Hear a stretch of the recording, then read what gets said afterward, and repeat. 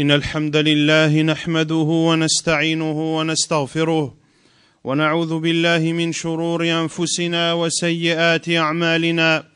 من يهده الله فلا مضل له ومن يضلل فلا هادي له، وأشهد أن لا إله إلا الله وحده لا شريك له، وأشهد أن محمدا عبده ورسوله. أما بعد، فإن أصدق الحديث كتاب الله تعالى، وخير الهدي هدي محمد صلى الله عليه وسلم، وشر الأمور محدثاتها، وكل محدثة بدعة، وكل بدعة ضلالة، وكل ضلالة في النار. أما بعد، أيها المسلمون والمسلمات، اعلموا أن حكمة الرب جل وعلا اقتضت أن يكون جنس بني آدم رجالا ونساء. يا أيها الناس اتقوا ربكم الذي خلقكم من نفس واحدة وخلق منها زوجها وبث منهما رجالا كثيرا ونساء. هذه حكمة الرب جل وعلا. خلق آدم من تراب، وخلق حواء من ضلع آدم، وهو الذي خلقكم من نفس واحدة وخلق منها زوجها، وكون جنس البشر من نساء ورجال ليبقى النوع الإنساني. وأخبرنا جل وعلا أنه قسم العباد نحو هذا أقساما، فمن عباده من جعل ذريته إناثا، ومن عباده من جعل ذريته ذكورا، ومن عباده من منحه الجنسين الذكور والإناث، ومن عباده من جعله عقيما لا يولد له، وكل ذلك بحكمته وعدله ورحمته وكمال علمه سبحانه. قال تعالى: لله ملك السماوات والأرض يخلق ما يشاء يهب لمن يشاء إناثا ويهب لمن يشاء الذكور أو يزوجهم ذكرانا وإناثا ويجعل من يشاء عقيما إنه عليم قدير. فهو عز وجل عليم بهذه الأصناف كلها، وهو القادر عز وجل على إيجادها. تعالى وتقدس، لا يسأل عما يفعل وهم يسألون. Sachez, chers musulmans et musulmanes, que la sagesse d'Allah subhanahu wa ta'ala est telle que il a fait des fils d'Adam des hommes et des femmes. Il dit azza wa jal: ô hommes, craignez votre Seigneur qui vous a créé d'un seul être et a créé de celui-ci son épouse, et qui de ces deux-là a fait répandre sur la terre beaucoup d'hommes et femmes. Ceci est la sagesse d'Allah subhanahu wa ta'ala. Il a créé Adam de terre, et il a créé Hawa, Ève, de Adam, et l'humanité est donc constituée d'hommes et de femmes. L'humanité est donc constituée d'hommes et de femmes, les hommes et les femmes qui sont indispensables pour que perpétuent les êtres humains.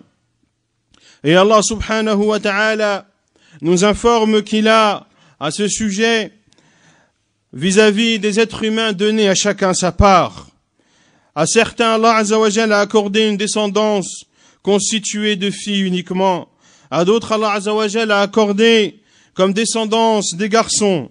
Et à d'autres, Allah azza wa jalla leur a donné des garçons et des filles. Et parmi les serviteurs d'Allah azza wa jalla, il y a ceux qui sont stériles, qui ne peuvent avoir d'enfants. Et tout ceci par la sagesse d'Allah, par sa miséricorde et par sa justice. Il dit subhanahu wa ta'ala: à Allah appartient la royauté des cieux et de la terre. Il crée ce qu'il veut. Il fait don de filles à qui il veut et fait don de garçons à qui il veut, ou bien donne à la fois garçons et filles, et il rend stérile qui il veut. ثم اعلموا أنه كانت جاهلية العرب قبل الإسلام، وذاك معروف عندهم، فقد كانوا قبل الإسلام في جهالة جهلاء وضلال عمياء، لا يعرفون معروفا ولا ينكرون منكرا. كانوا في جاهليتهم يكرهون البنات ويصفون من ليس عنده إلا بنات، بأنه أبتر الذكر، ولذا وصفوا نبينا صلى الله عليه وسلم بذلك لما رأوا موت أطفاله عليه الصلاة والسلام وبقاء بناته، فقالوا إنه الأبتر، فرد الله عليهم بقوله إن شانئك هو الأبتر، فذكره عليه الصلاة والسلام باق. وكانوا في جاهليتهم يكرهون البنات كراهية شديدة، وإذا بشروا بالبنات ضجروا وتأثروا، وظهر ذلك باسوداد وجوههم وتغير ألوانهم كراهية للبنات واستثقالا لهن. قال تعالى وإذا بشر أحدهم بالأنثى ظل وجهه مسودا وهو كظيم يتوارى من القوم من سوء ما بشر به أيمسكه على هون أم يدسه في التراب ألا ساء ما يحكمون. يختفي عن الناس حياء منهم ويفكر أيدسه في التراب، يتوارى من القوم من سوء ما بشر به أيمسكه على هون أم يدسه في التراب ألا ساء ما يحكمون. فإن أمسك البنت أمسكها وهو محتقر لها متسخط من وجودها آيس من نفعها لا يريد إلا ولدا ينفعه، أم يدسه في التراب، فكان أخلاقهم ودء البنات. ولذا قال تعالى وإذا الموءودة سئلت بأي ذنب قتلت يأخذها ويحفر لها الحفرة ويهيل التراب عليها قسوة في قلبه وكراهية لها تتعلق به، ولكن قسوة القلب وسوء التربية جعله يقسو عليها ويدفنها ويئدها ويكرهها ويستثقلها. هكذا في جاهليتهم. فجاء الإسلام بالخير، وجاء الإسلام بالرحمة، وجاء الإسلام بالعدل، وجاء الإسلام بمكارم الأخلاق وفضائل الأعمال، وجاء الإسلام بما يملأ القلب رحمة وحنانا وشفقة. جاء الإسلام بكل خير، وانتشلهم من ذلك الظلم والطغيان إلى ساحل الأمان والاستقرار. فجاء الإسلام بكتابه وسنة نبيه صلى الله عليه وسلم ليوضح ما للبنات من فضل ومكانة في المجتمع المسلم. Et sachez qu'avant l'arrivée de l'islam, dans la période anté-islamique qu'ont connue les Arabes avant l'arrivée de l'islam, ils étaient dans une ignorance profonde et ils étaient dans un égarement aveuglé. Ils ne connaissaient le bien, ils n'ordonnaient ni le bien, ni ne condamnaient le mal. Pendant cette période anté-islamique, les Arabes détestaient les filles et ils décrivaient celui qui n'avait que des filles comme étant une personne qui ne serait pas prospère, ainsi que c'était une personne qui était vouée à l'oubli. Et c'est pour cela qu'ils ont décrit notre prophète sallallahu alayhi wa sallam, lorsqu'ils ont vu que les garçons du prophète sallallahu alayhi wa sallam mouraient les uns après les autres et que ne restaient que ses filles, alayhi salam, ils ont dit c'est lui qui est privé de prospérité. Allah azza wa jalla leur a répondu dans Surat Al-Kawthar, Inna shani'aka huwa al-abtar, celui qui te hait sera certes sans prospérité. Quant au prophète sallallahu alayhi wa sallam, son nom est proclamé, son nom est cité, matin, midi et soir, dans les 4 coins du monde, et ceci jusqu'à la fin des temps. Pendant cette période anté-islamique, ils détestaient profondément les filles, et lorsque l'on leur annonçait la nouvelle qu'ils venaient d'avoir une fille, alors ils avaient un visage renfrogné, ils avaient un visage noirci, la couleur de leur visage changeait, car ils détestaient les filles, et les filles étaient pour eux un énorme fardeau. Allah subhanahu wa ta'ala dit dans Surat An-Nahl, et lorsqu'on annonce à l'un d'eux une fille, son visage s'assombrit et une rage profonde l'envahit. Il se cache des gens à cause du malheur qu'on lui a annoncé. Doit-il la garder malgré la honte ou l'enfouira-t-il sous la terre? Il se cache des gens car il a honte de croiser le regard des gens de par cette nouvelle qui lui a été annoncée. Et il réfléchissait à enterrer cette fille vivante. S'il gardait cette fille, il la gardait tout en l'humiliant, car il était en colère et n'acceptait en aucun cas son existence. Ces Arabes, avant l'arrivée de l'islam, n'aimaient avoir que des garçons pour qu'ils soient à leur service et pour qu'ils leur procurent de l'aide.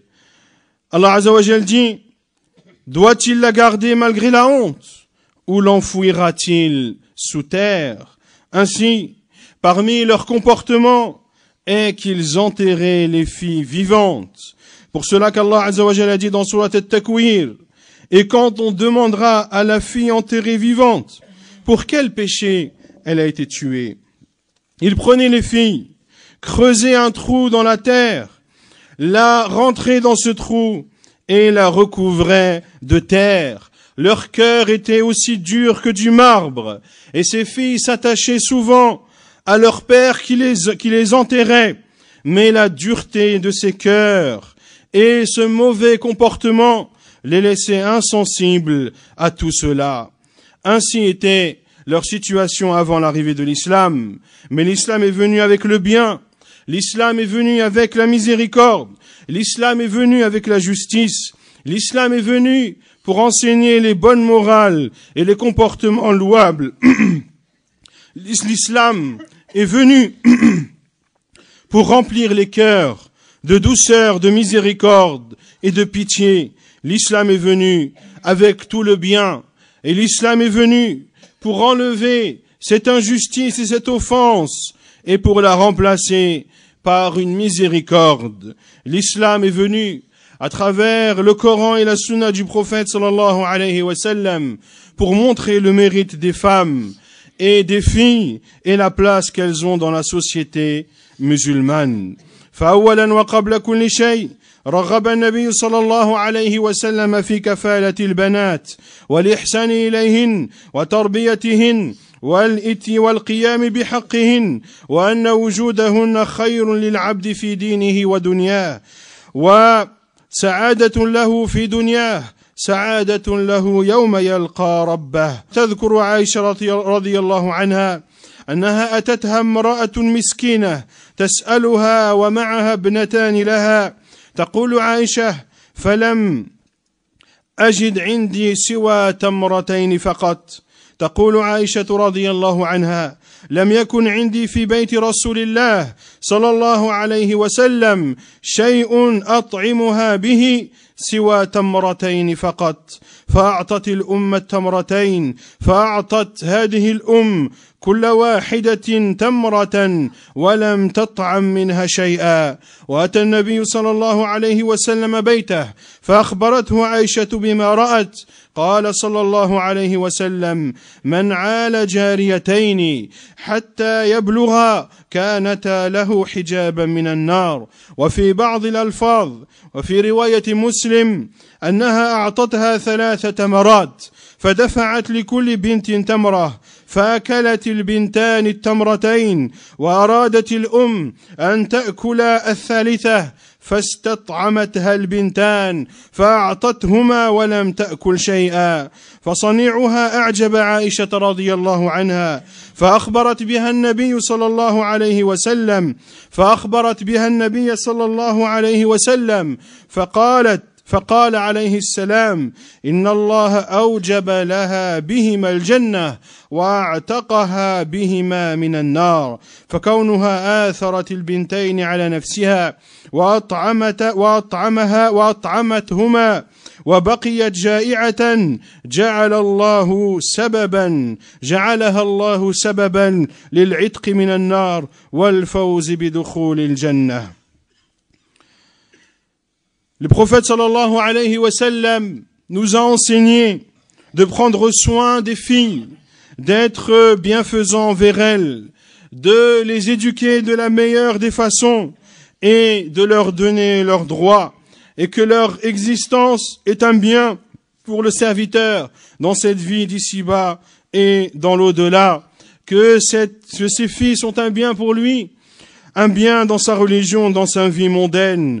Ce sont pour lui une joie dans cette vie d'ici-bas et un bonheur le jour où il rencontrera son Seigneur. Aïcha radiyallahu anha raconte qu'une femme pauvre est venue chez elle pour lui demander de quoi manger. Elle était accompagnée de 2 filles. Aïcha radiyallahu anha a dit: je n'avais dans la maison du prophète sallallahu alayhi wa sallam rien à leur offrir comme nourriture, si ce n'est 2 dattes uniquement.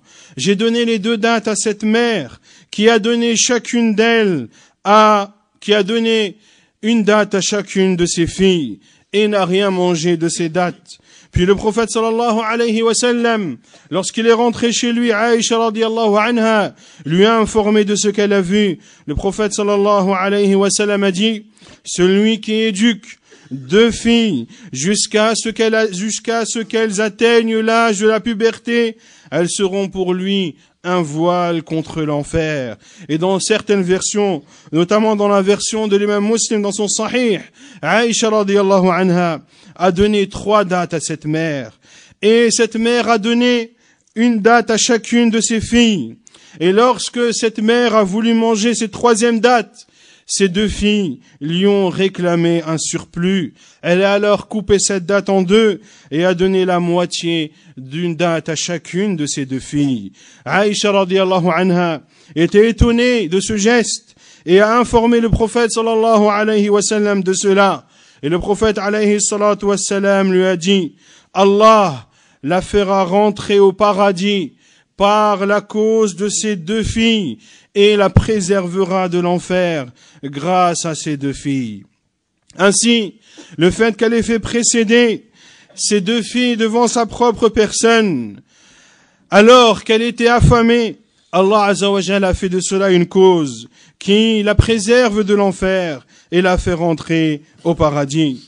أيها المسلم لا تضجر من وجود البنات ولا تستقثل البنات واقصد بذلك وجه الله والدار الآخرة ربيهن فأحسن التربية وعد عليهن بالخير ألن الجانب لهن أنفق عليهن وابذل جهدك فيما يسعدهن فحسنات مدخرة لك يوم القيامة. قال بعض السلف: البنون نعمة والبنات حسنات والله يحاسب على النعمة ويجازي على الحسنات. وقال بعض السلف في قوله تعالى: لله ملك السماوات والأرض يهب لمن يشاء إناثا بدأ بهن ليبين للعرب ما كانوا عليه من فساد الأخلاق في ودء البنات فجاء بذكرهن حتى يعلم أهميتهن في ذلك. والله جل وعلا أعطى أبانا إبراهيم ذكورا ولم يعطه إناثا، وأعطى لوطا عليه السلام البنات ولم يعطه ولدا، وأعطى محمدا صلى الله عليه وسلم ذكورا وإناثا، لكن مات إبراهيم آخر أبنائه عليه الصلاة والسلام، مات في حياته عليه السلام، وماتت بعض بناته بعد موته صلوات الله وسلامه عليه، منهن فاطمة التي ماتت بعد النبي صلى الله عليه وسلم ب6 أشهر. Chers musulmans, ne sois donc pas courroucé et ne sois pas insatisfait d'avoir des filles et ne considère pas ces filles comme un fardeau pour toi. Recherche à travers ces filles la face d'Allah Azza wa Jal et la demeure de l'au-delà. Éduque-les de la meilleure des façons et donne-leur ce dont elles ont besoin. Sois doux et miséricordieux envers elles. Subviens à leurs besoins et fais en sorte de les rendre heureuses. Car tout ceci sera pour toi des bonnes actions que tu réserves et que tu prépares pour le jour dernier. Certains salafs ont dit, les garçons sont un bienfait et les filles sont des bonnes actions. Et les filles sont des bonnes actions, sont des hasanat. Et Allah Azza wa Jal te jugera sur le bienfait qu'il t'a accordé. Et Allah Azza wa Jal te récompensera des bonnes actions. Et certains salafs ont dit, dans la parole d'Allah Azza wa Jal, lorsqu'il dit, à Allah appartient le royaume des cieux et de la terre. Il crée ce qu'il veut. Il fait don de filles à qui il veut.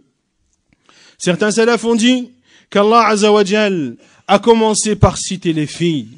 Il fait don de filles à qui il veut et il fait don de garçons à qui il veut. Ainsi Allah Azza wa Jal, dans ce verset de Sourate Shura, a commencé par les filles pour montrer aux Arabes le mauvais comportement qu'ils avaient avant l'arrivée de l'islam, ce comportement ignoble qui est d'enterrer les filles vivantes. Allah Azza wa Jal a cité les filles en premier pour montrer leur extrême importance. Allah Azza wa Jal a accordé au père des prophètes Ibrahim, il ne lui a accordé que des garçons comme descendance et ne lui a accordé aucune fille. Il a accordé subhanahu wa ta'ala à son prophète Lot une descendance constituée de filles uniquement, sans aucun garçon. Et il a accordé à notre prophète Muhammad sallallahu alayhi wa sallam des garçons et des filles. Et lorsque le dernier des fils du prophète sallallahu alayhi wa sallam, à savoir Ibrahim était le dernier des fils du prophète sallallahu alayhi wa sallam, qui est mort du vivant du prophète sallallahu alayhi wa sallam. Et certaines de ses filles sont mortes après lui sallallahu alayhi wa sallam. Fatima radiyallahu anha, qui est morte après le prophète sallallahu alayhi wa sallam d'une durée de 6 mois. أقول قولي هذا واستغفر الله. الحمد لله رب العالمين والصلاة والسلام على أشرف الأنبياء وإمام المرسلين نبينا محمد وعلى آله وصحبه أجمعين. اعلموا أيها المسلمون والمسلمات أن البنات يرحمهن ذو القلب الرحيم ويشفق عليهن ذو الخلق الطيب ويحسن إليهن صاحب المروءة والإحسان لا ينظر إلى ما يرجوه منهن وإنما يرجو من الله الفضل والإحسان. وقد جاء في الحديث الصحيح أن النبي صلى الله عليه وسلم قال من كفل 3 بنات أو 3 أخوات كن سترا له من النار. والنبي صلى الله عليه وسلم يرغب فيقول أيضا من عال جاريتين أي من أنفق عليهما وقام بمؤنتهما حتى تبلغا جاء يوم القيامة أنا وهو كهاتين. وجمع النبي صلى الله عليه وسلم بين أصابعه. إذا علمت هذا الأمر واستقر في فكرك أن تربية البنات نعمة وأن وجودهن نعمة لك من الله ورحمة من الله لك، وهذا محمد صلى الله عليه وسلم كان رقيقا مع البنات محسنا إليهن رفيقا بهن، كان يحمل بنته أمامة في صلاته عليه السلام، إذا قام رفعها وإذا سجد وضعها، وكان يكرم بناته ويرفق بهن صلوات الله وسلامه عليه، فكان يقول لفاطمة مرحبا بك يا ابنتي. وأسر النبي صلى الله عليه وسلم إلى فاطمة في آخر حياته فبكت، ثم أسر إليها فضحكت. تقول عائشة رضي الله عنها أحب أن أسألها فاستحييت حتى مات رسول الله صلى الله عليه وسلم، فقلت يا فاطمة أسر لك الرسول صلى الله عليه وسلم فبكيت وأسر لك فضحكت؟ قالت أما الآن فنعم، أسر لي فبكيت بأن أخبرني بقرب رحيله من الدنيا فبكيت عليه، وأسرني بأني سيدة نساء العالمين في الجنة فضحكت فرضي الله عنها وأرضاها. Sachez, chers musulmans et musulmanes, que les filles sont miséricordieux envers elles, ceux qui sont dotés d'un cœur doux, et éprouvent de la tendresse envers elles, ceux qui sont dotés d'un comportement louable, et n'est bienfaisant envers elles que celui qui fait preuve de virilité. Il ne regarde pas, il n'espère pas de ses filles en leur faisant du bien, mais il espère d'Allah subhanahu wa ta'ala ses récompenses et ses bienfaits. Le prophète sallallahu alayhi wa sallam a dit, celui qui prend en charge 3 filles ou 3 sœurs, elles seront pour lui un voile contre l'enfer. Et le prophète sallallahu alayhi wa sallam nous dit, celui qui s'occupe de 2 filles, c'est-à-dire qui subvient à leurs besoins jusqu'à ce qu'elles atteignent l'âge de la puberté, il viendra le jour du jugement et je serai moi et lui ainsi. Et le prophète sallallahu alayhi wa sallam a joint ses doigts. Et dans une version, le prophète sallallahu alayhi wa sallam a joint le majeur et l'index pour dire que celui qui s'occupe de ces 2 filles jusqu'à ce qu'elles atteignent l'âge de la puberté, eh bien, il sera aux côtés du prophète sallallahu alayhi wa sallam le jour du jugement. Lorsque tu sais tout cela, chers musulmans et musulmanes, eh bien, sache que d'éduquer des filles est un bienfait d'Allah subhanahu wa ta'ala pour toi. Le prophète Muhammad sallallahu alayhi wa sallam était doux et était chaleureux envers les filles. Il prenait sa petite fille Umama pendant sa prière, sallallahu alayhi wa sallam. Lorsqu'il était debout pendant sa prière, il la prenait dans ses bras. Et lorsqu'il se prosternait, il la posait délicatement sur le sol, sallallahu alayhi wa sallam. Le prophète, sallallahu alayhi wa sallam, était doux et généreux envers ses filles. Il disait souvent, bienvenue à toi, ô ma fille, en parlant à Fatima en l'occurrence. Et une fois le prophète, sallallahu alayhi wa sallam, s'est adressé secrètement à Fatima vers la fin de sa vie, sallallahu alayhi wa sallam. Il lui a dit des paroles en secret, puis elle s'est mise à pleurer, radiyallahu anha. Puis le prophète, sallallahu alayhi wa sallam, lui a soufflé une autre parole, et elle s'est mise à sourire, radiyallahu anha. Aïcha, radiyallahu anha, après la mort du prophète, sallallahu alayhi wa sallam, a questionné Fatima et lui a dit, oh Fatima, le prophète sallallahu alayhi wa sallam t'avait dit des paroles en secret, une parole qui t'a fait pleurer et l'autre qui t'a fait rire. Elle a dit, maintenant je peux t'en informer. Le prophète sallallahu alayhi wa sallam m'a dit et m'a informé qu'il allait bientôt quitter cette vie d'ici-bas. J'ai alors été peiné et je me suis mise à pleurer. Puis le prophète sallallahu alayhi wa sallam m'a dit que je serais la maîtresse des femmes du paradis. Et ainsi je me suis mis à sourire. أيها المسلم أيتها المسلمة إن إكرام البنات نعمة وإنه حسنات يسوقها الله لمن يشاء من عباده. أيتها الأم الكريمة اعتني بالبنات العناية الصحيحة واهتمي بشأنها، فهي الأم مستقبلا وهي الأم ومربية الجيل. فإذا ربيت تربية صالحة وأنشأت نشأة خيرة ظهر أثر تربيتها على بيتها وعلى أبنائها وبناتها، فأعديها للمستقبل الإعداد الصحيح، وأعديها لأن تتحمل مسؤوليتها وأن تكون راعية في بيت زوجها، تحسن الرعاية والقيادة، ولا تجعليها كلة عليك فغدا تفقد هذه الأمور.